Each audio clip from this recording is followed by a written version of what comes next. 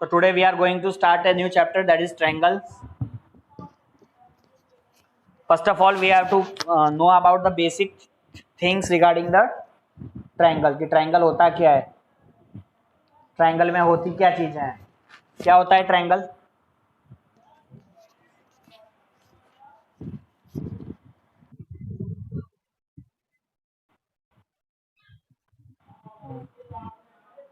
तीन कॉर्नर रहते हैं, तीन लाइन रहती है, ठीक है. अगर कोई पूछेगा ट्रायंगल होता क्या है, व्हाट इज ट्रायंगल, तो क्या क्या डेफिनेशन दो.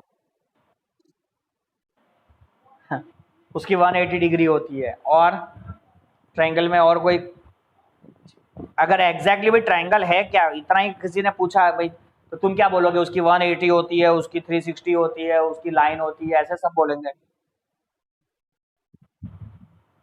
किससे. तो ये बना दे. देखो तुम बोल रहे हो थ्री साइड से बना होता है, तो ये लो हमने ये थ्री साइड से बना दिया फिगर, तो ये ट्रायंगल हो गया. ओके.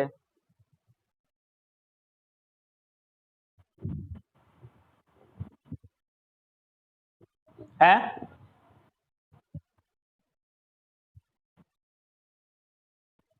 हाँ.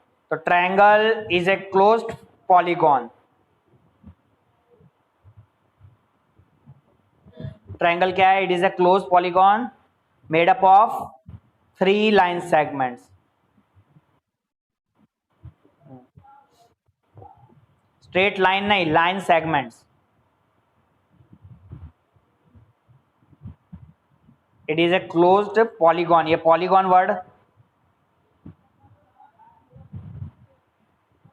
पॉलीगॉन क्या होता है, क्लोज पॉलीगॉन भी नहीं लिखते, it is a polygon. Polygon तुम लोगों ने पढ़ा हो, 6th क्लास में पढ़ा था पॉलीगॉन क्या होता है. Polygon is a close figure made up of line segments. क्या होता है, line segment. Yes. So triangle is a polygon made up of three line segments.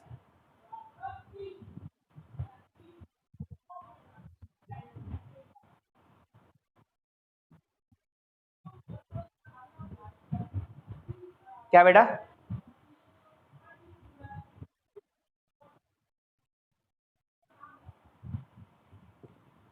Polygon एक क्लोज्ड फिगर है, वो इनफाइनाइट नंबर ऑफ लाइन भी हो सकती है, 4 लाइन से भी बन सकता है, 5 लाइन से भी बन सकता है. अगर 4 लाइन से पॉलीगॉन बनाया तो उसको क्या बोलेंगे. हाँ, क्वाड्रिलेटरल. 5 लाइन से पॉलीगॉन अगर ड्रॉ किया तो इट इज ए पेंटागन.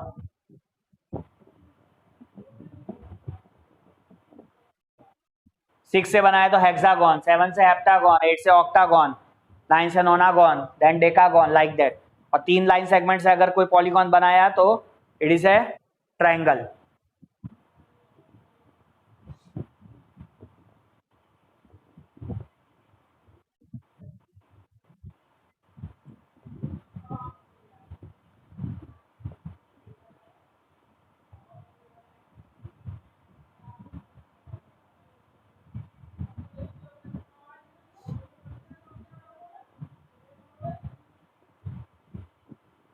अभी इस ट्रायंगल के अंदर में 3 लाइन सेगमेंट्स हो गए.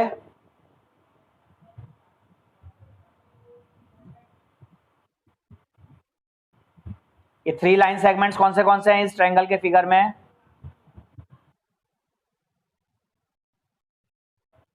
हाँ, ये जो लाइन लाइन नहीं बोलना है, it is a line segment. क्या होता है, हाँ, क्योंकि ये लाइन सेगमेंट है ना, लाइन नहीं है. लाइन सेगमेंट क्यों है, क्योंकि इसके दो एंड पॉइंट्स है. तो line segment A B, then B C, then line segment A C.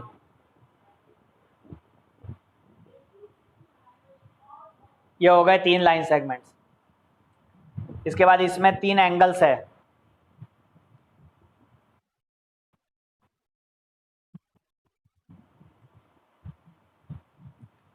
Three angles क्या है, एंगल ए, एंगल बी, और आप रीड कर रहे हो एंगल सी.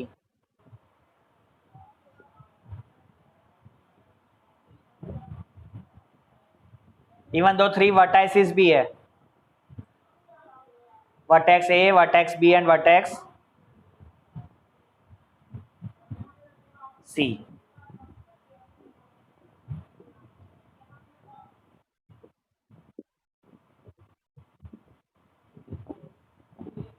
तो vertex A, vertex B and third vertex is vertex C.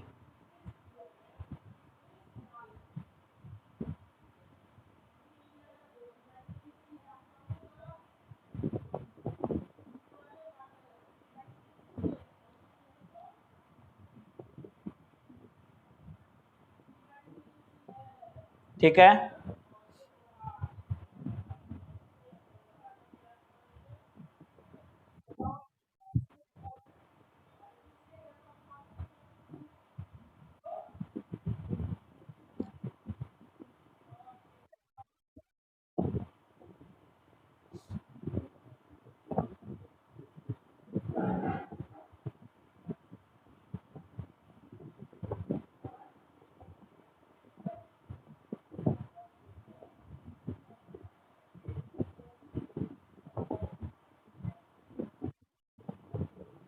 दूसरी triangle की अभी एक पहली प्रॉपर्टी आपने पढ़ी फर्स्ट चैप्टर में, सॉरी लाइंस एंड एंगल्स में, एंगल सम प्रॉपर्टी कि the sum of 3 angles of triangle is 180। एक तो ट्रायंगल की ये प्रॉपर्टी आपको पता है, दूसरी आपको प्रॉपर्टी एक्सटीरियर एंगल प्रॉपर्टी पढ़ाई कि नहीं नैतिक पटेल, एक्सटीरियर एंगल प्रॉपर्टी? नैतिक को सुनाई नहीं दे रहा है माइक में? हर्षवर्धन, एक्सटीरियर एंगल प्रॉपर्टी क्या है ट्रायंगल की?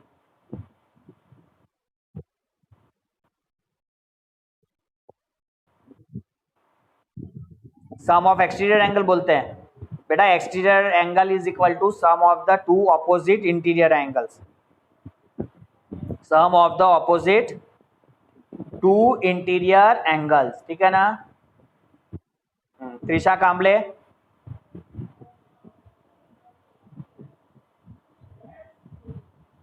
त्रिशा कांबले को आवाज नहीं आ रही है?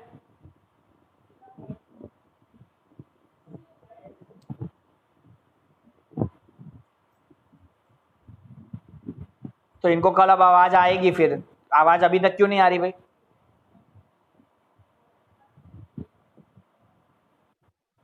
आवाज नहीं आ रही है त्रिशा कांबले? तो फिर एक बार जब बोला कि आवाज आ रही है कि नहीं, तो फिर इतनी देर क्यों लगती है बोलने में? Yes sir.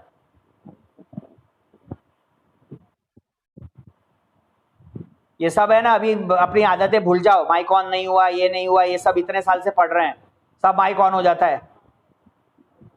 Exterior angle property क्या है?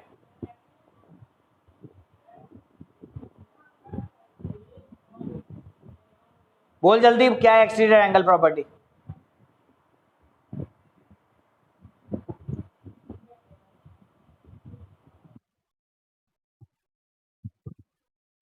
तूने सुना नहीं? एक्सटीरियर एंगल प्रॉपर्टी पहले पढ़ा चुका हूं पिछले चैप्टर में। 0 मार्क्स दूंगा इंटरनल में, ये ध्यान रखना बेटा, ठीक है? ये तू पढ़ाई नहीं कर रही है ना, सही बोल रहा हूं। Arya Pandey, exterior angle property क्या है?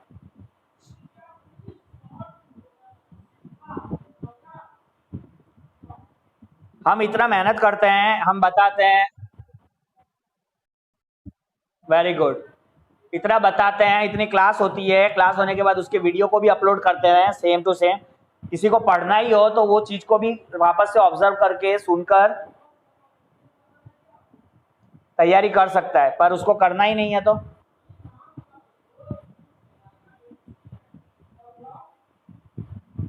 Chitrangana Bharti, exterior angle property क्या है?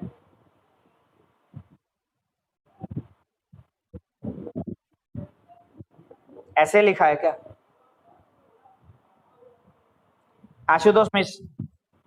आशुतोष मिश्रा,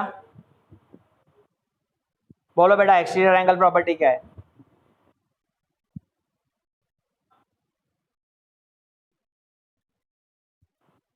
इज कॉल्ड नहीं, is equal to exterior angle.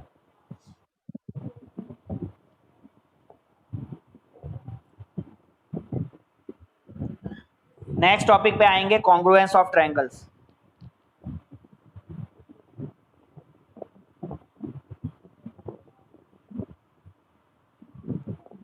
ये कॉन्ग्रुएंस ऑफ ट्रायंगल्स आपने 7th में भी पढ़ा था।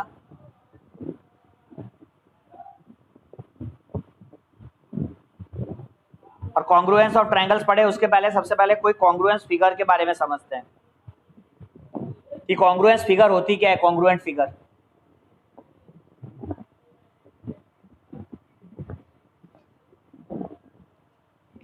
बोलो मैत्री, कॉन्ग्रुएंट फिगर क्या है?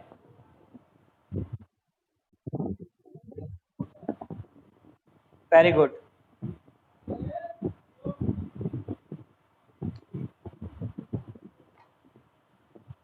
जो एक दूसरे पे ओवरलैप हो जाए, एग्जैक्टली सुपर इम्पोज हो जाए, उसको अपन बोलेंगे कॉन्ग्रुएंट फिगर। ठीक है, जैसे यहाँ पे अगर ये कॉन्ग्रुएंट फिगर की अपन बात करते हैं, यहाँ पे ध्यान दीजिए।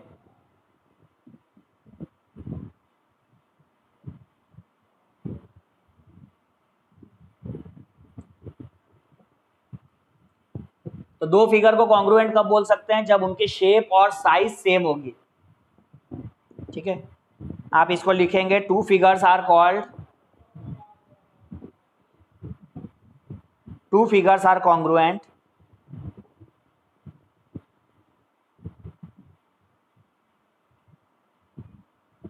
if they are of the, if they are of the same shape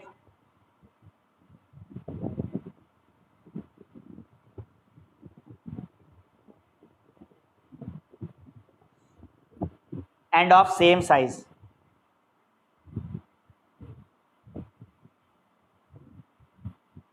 जब दोनों फिगर कैसे होंगे? सेम साइज और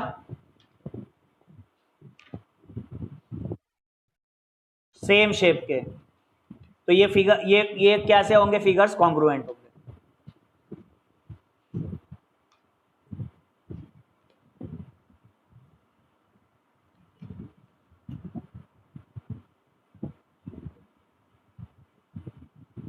फॉर एग्जाम्पल, जैसे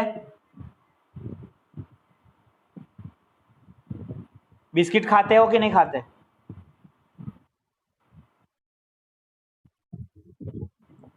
तो हमारे देश की धड़कन वाला कौन सा बिस्किट है?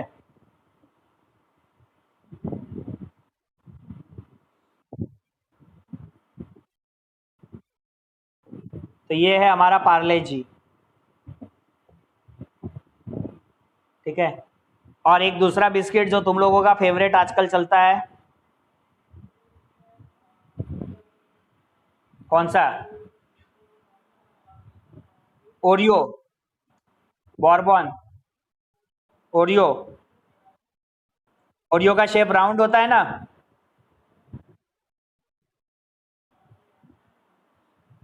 तो this is a Oreo biscuit.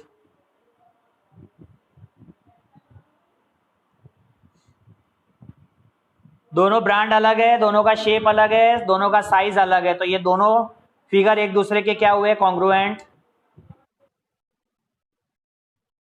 Congruent नहीं है। अब पार्ले जी का जो शेप होता है, वैसा ही शेप अगर बॉर्बन का भी है, और अपन बॉर्बन बिस्किट अगर यहाँ पे रख देंगे पार्ले जी की जगह, तो बॉर्बन और पार्ले जी भी कॉन्ग्रुएंट नहीं होंगे, है ना? क्योंकि दोनों की साइज में डिफरेंस होता है। तुम लोग देख लेना, शेप सेम हो सकता है, शेप दोनों का रेक्टेंगल है, लेकिन साइज, बॉर्बन की लेंथ लंबी होती है। हाँ ठीक है, छोटा, ठीक है। हाँ, थिकनेस भी ज्यादा होती है बॉर्बन में, तो साइज क्या हुई? सेम नहीं हुआ। जब साइज सेम नहीं होगा तो Bourbon and Parle G both are not congruent. तो कॉन्ग्रुएंट कब होगा? तो सेम सेम पैकेट में से अगर सेम बिस्किट निकालेंगे तो वो एक दूसरे के क्या होंगे? कॉन्ग्रुएंट हुए। अभी सेम साइज का दूसरा बिस्किट अपन ने निकाला, ये पार्ले जी, उसी के पैकेट में से। सो ये बोथ आर कॉन्ग्रुएंट।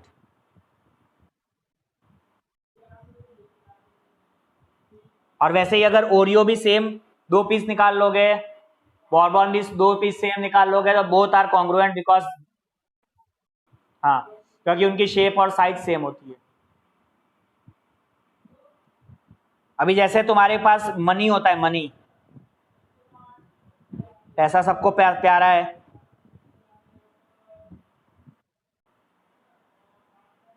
ये 2000 रुपीज की नोट है, सबने देखी है। कौन से कलर की होती है 2000 रुपीज की नोट? Pink colour. और ये उससे थोड़ी छोटी है 100 रुपीज की नोट, ये कौन सा कलर होता है? पर्पल। तो ये दोनों एक दूसरे के कॉन्ग्रुएंट नहीं होंगे। ये कॉन्ग्रुएंट कब होंगे? जब ये 2000 रुपीज की नोट ही तुम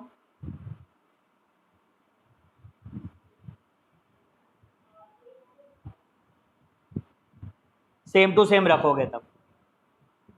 अब 100 रुपीज की भी नोट का तुमको मालूम है, पहले की नोट एक 100 रुपीज की अलग आ रही थी और आजकल नई नोट अलग आती है। आजकल की जो 100 रुपीज की नोट आती है, अगर वैसी की वैसी सेम नोट होगी तो वो कॉन्ग्रुएंट है, लेकिन पुरानी नोट और आज की नोट में लेंथ में फिर डिफरेंस आ जाता है, साइज में। वैल्यू सेम है 100, लेकिन साइज और शेप में थोड़ा सा क्या आ जाता है, डिफरेंस।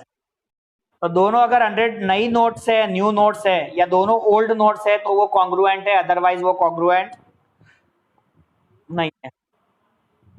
तो मेन बातें क्या समझानी है कि कॉन्ग्रुएंसी कब होती है? जब किसी फिगर को ओवरलैप कर ले। जैसे ये 200 का ये नोट था, या ये 500 का नोट है सपोज, एक दूसरा ही 500 का नोट हम लेकर आते हैं और इसके ऊपर में जब रखते हैं, इस 500 के नोट के ऊपर में, तो ये इसको पूरा क्या कर लेगा, कवर कर लेगा। थोड़ा सा भी ये बाहर भी नहीं होना चाहिए और थोड़ा सा भी अंदर भी नहीं होना चाहिए। तो हम इसको क्या बोलेंगे? Here the two notes overlap each other. Here two 500 rupee notes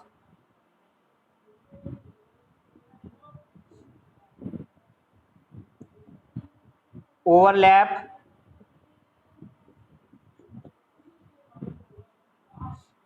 each other.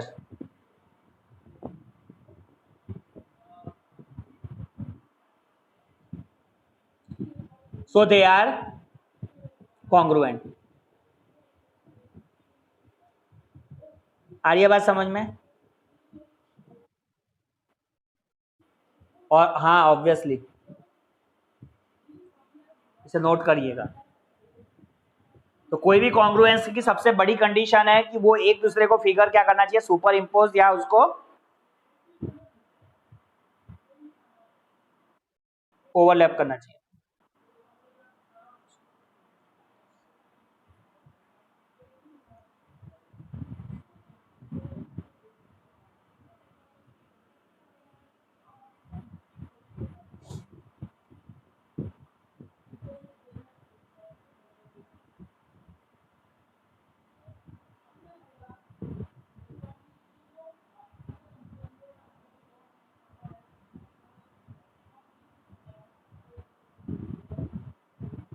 So they are congruent.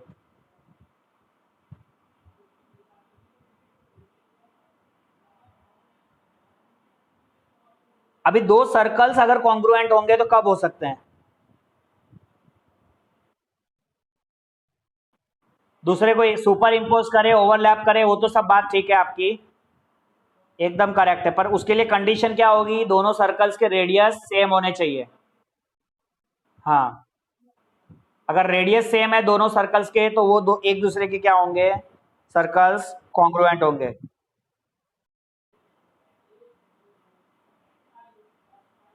जैसे ये फर्स्ट सर्कल हमने यहाँ पे ड्रॉ किया, ये हमारा 2 सेंटीमीटर का है। दूसरा सर्कल हमने ड्रॉ किया, it is also 2 centimetre. So here both the circles are congruent, है ना। तो आप लिखेंगे 2 circles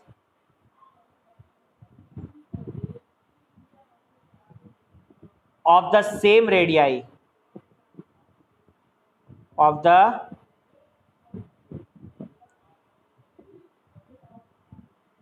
same radii are congruent.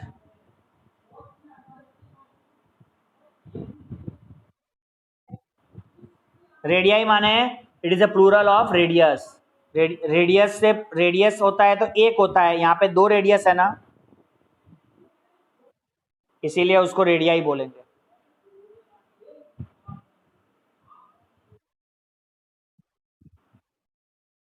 Radii, हाँ, 2 हो गया, 3 हो गया, 4 हो गया, 5 हो गया, it is a plural of radius. तो 2 सर्कल्स को कब कॉन्ग्रुएंट कहते हैं? जब उनके रेडियस, हाँ, रेडियाई इक्वल होंगे, उनके रेडियस सेम होंगे। तो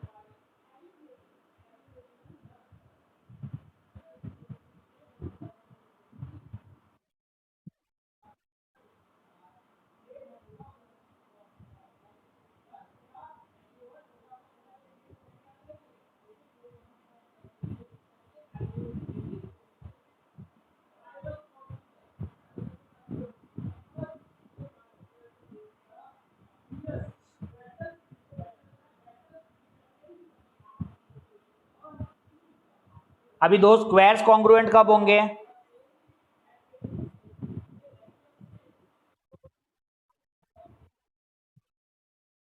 जब उनका लेंथ इक्वल होगा। तो 2 स्क्वायर भी तुम्हारे क्या हो जाएंगे? कॉन्ग्रुएंट होंगे, है ना। तो जैसे यहाँ पे ये 2 स्क्वायर हमने बना दिए, सपोज ये 5, इधर भी 5, यहाँ पे भी 5, लेकिन यहाँ पे सपोज 4 होता तो ये दोनों स्क्वायर कॉन्ग्रुएंट नहीं होते। लेकिन 4 की जगह यहाँ पे अगर आपने भी यहाँ पे भी 5 साइड का ही अगर स्क्वायर ड्रॉ किया, देन दिस, तो कॉन्ग्रुएंट होंगे। तो 2 squares of the same side are congruent, है ना। 2 स्क्वायर्स को कब कॉन्ग्रुएंट बोलेंगे? जब उनका साइड सेम होगा। तो हम यहाँ लिख सकते हैं 2 स्क्वायर्स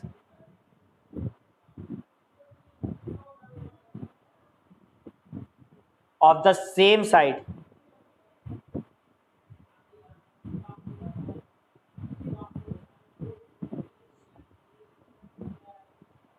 आर कॉन्ग्रुएंट।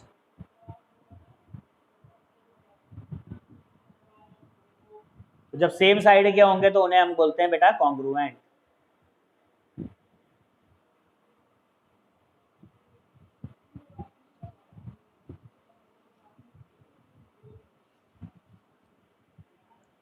लेकिन अगर कोई बड़ा स्क्वायर होगा, कोई छोटा स्क्वायर होगा, तो वो दोनों एक दूसरे के कॉन्ग्रुएंट नहीं होंगे।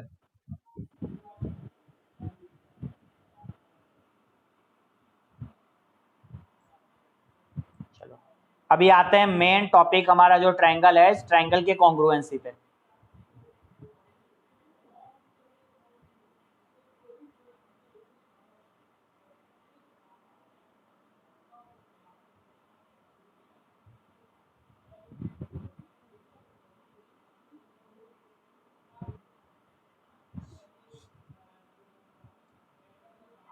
टू ट्रायंगल्स आर कॉन्ग्रुएंट लिखिए पहले, उसके बाद फिर अंडरस्टैंड करवाते हैं। Two triangles are congruent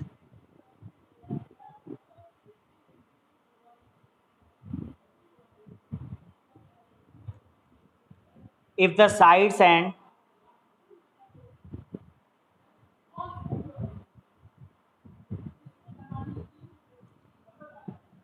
angles of one triangle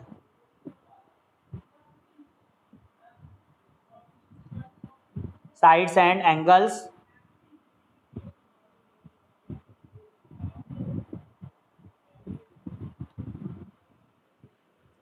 of one triangle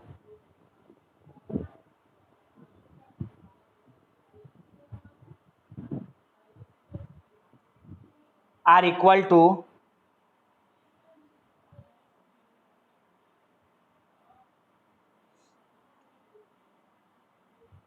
the corresponding sides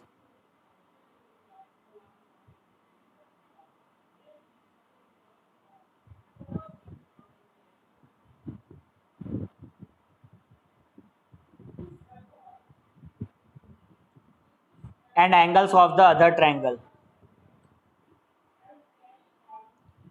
and angles of the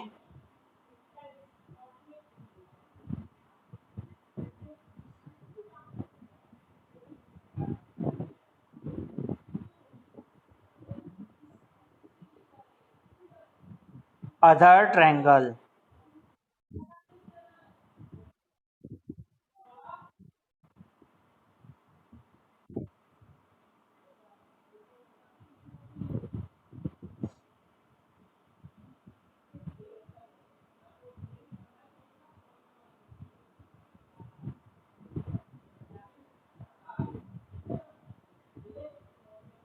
Two triangles are congruent if the sides and angles of one triangle are equal to the corresponding sides and angles of the other triangle.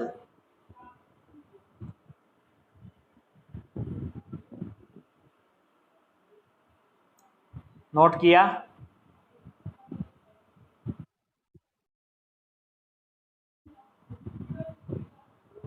अभी देखो, इसको समझना है। इसका मतलब क्या है कि कोई भी ट्रायंगल के जो साइड्स है और एंगल्स है दूसरे ट्रायंगल के साइड्स और एंगल्स के बराबर इक्वल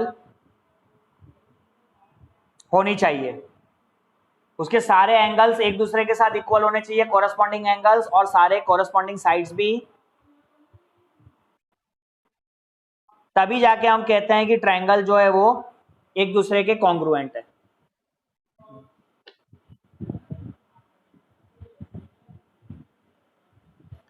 अब ये कैसे समझ में आएगा, देखो यहाँ पे पहले एक ट्रायंगल एबीसी हमने बना दिया।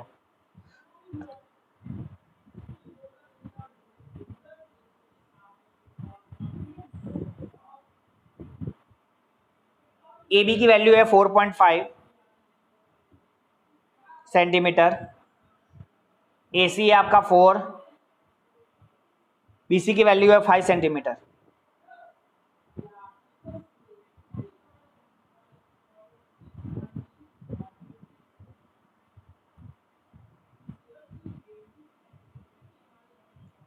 अब ये एंगल्स को मैं अलग अलग कलर से यहाँ पे रिप्रेजेंट कर रहा हूँ। ये एंगल ए था, फिर इधर एंगल बी, और ये एंगल सी। अब एक दूसरा ट्रायंगल हम ड्रॉ करते हैं, सेम इसी के जैसा, सपोज कॉन्ग्रुएंट ड्रॉ कर रहे हैं।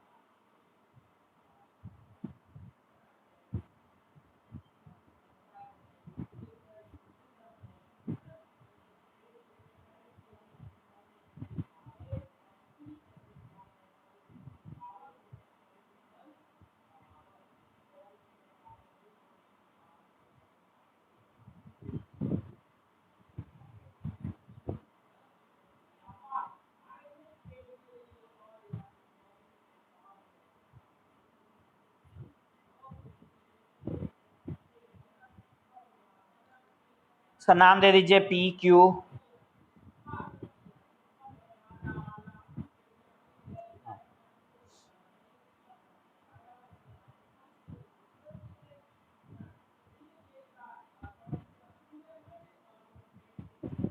इसकी जो एंगल्स है इस तरीके से इक्वल है।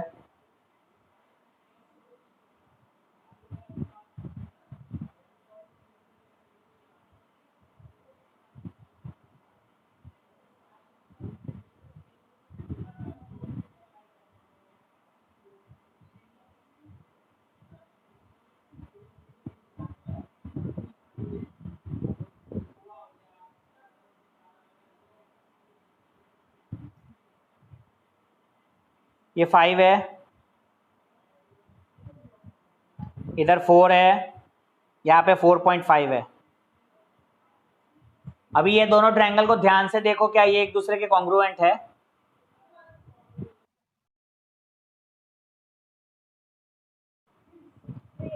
है ना? क्यों? क्योंकि यहाँ पे कौन कौन एंगल इक्वल है, देखो।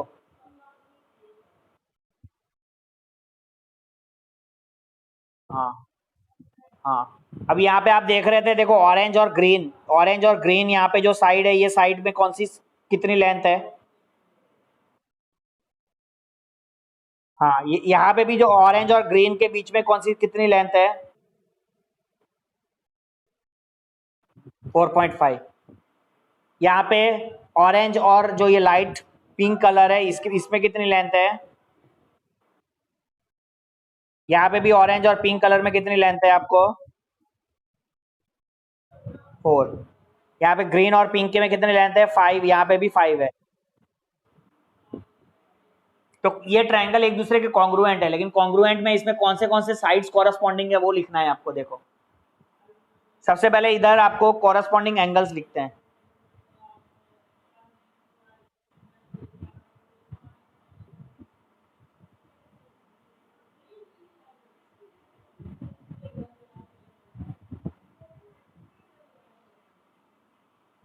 कॉरस्पॉन्डिंग एंगल्स में यहाँ पे देखो, सबसे पहले कौन से एंगल्स इक्वल है, कलर देखते चलो। ऑरेंज में ए के इक्वल कौन सा एंगल हुआ?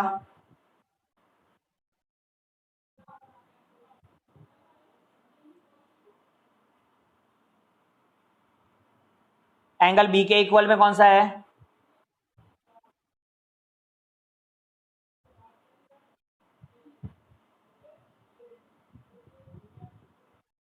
और सी के equal?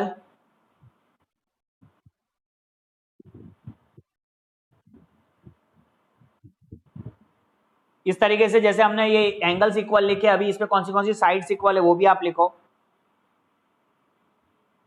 A B is equal to which side? R Q.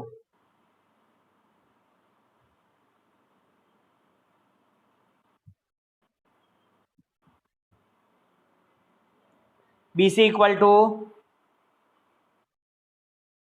Q P.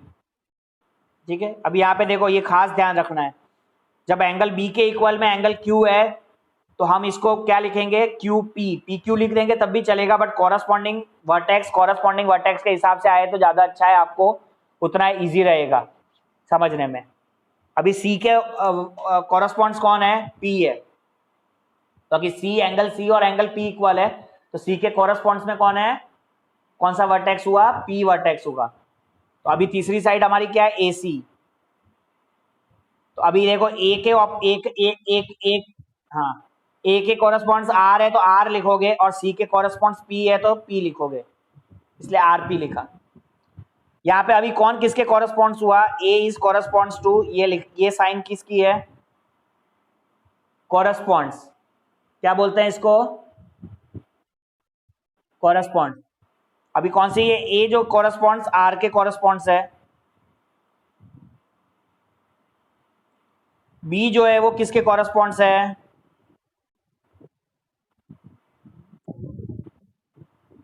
C P के। तो अभी ये जो ट्रायंगल है हमारा ए बी सी, वो कॉन्ग्रुएंट पी क्यू आर के कॉन्ग्रुएंट हम उसको नहीं लिखेंगे, हम किसके कॉन्ग्रुएंट लिखोगे आप उसको?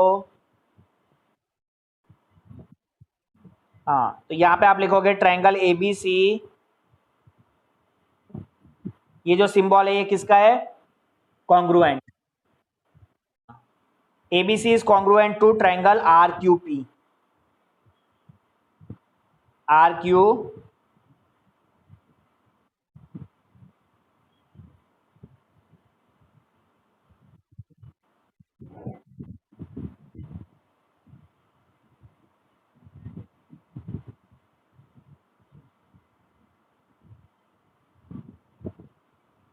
आई बात समझ में?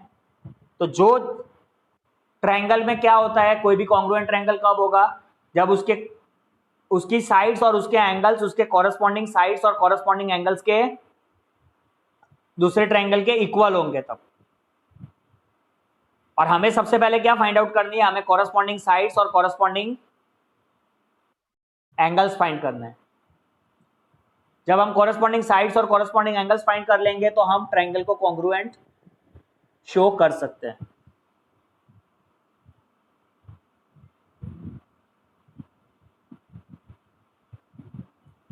दो इक्विलेटरल ट्रायंगल कॉन्ग्रुएंट हो सकते हैं?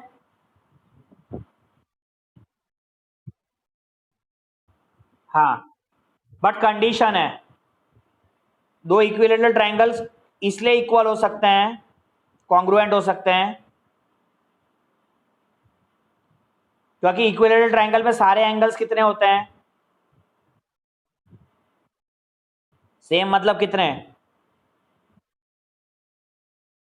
अरे बाबा 180 नहीं, 60 डिग्री है ना, 60 degree.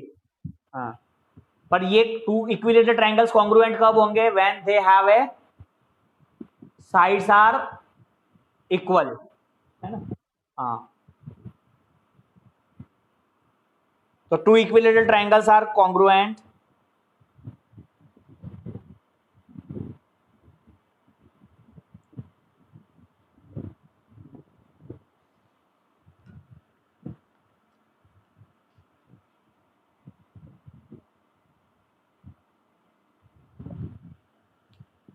when they both are of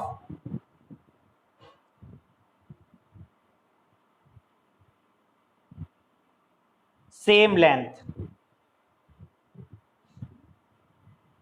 उनकी लेंथ क्या होगी? सेम होगी।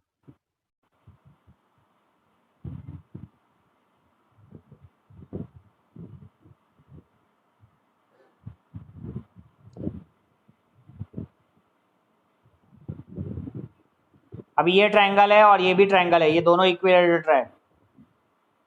ये 60 डिग्री है, इधर भी 60 है,